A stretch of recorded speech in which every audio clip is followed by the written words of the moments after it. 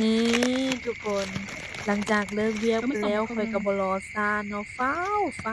ไปปอกบักพร้าวกะทิเบิ่งข้อยละย้านว่ามันสิเน่าอีกคือทะแล้วนี้ปอกไปก็ลุ้นในใจไปได้ว่าหือมันสิเน่าอีกคือทะแล้วนี้บ่เทื่อนี้นี่กูสิได้กินบ่น้อก็ตั้งอกตั้งใจฟันอย่างดีเด้อคนบางคนน่ะแนมเบิ่งยากก็เลยว่ามาปอกให้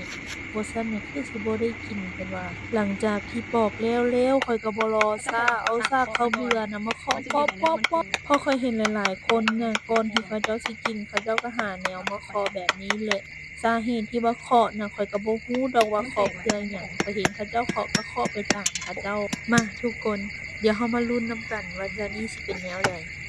นี่ทุกคนว้าวแต่แซ่บคักเลยคุณน่ะเดี๋ยวสิกินให้เบิ่งเด้อทุกคนเบิ่งไหมน้ำมัน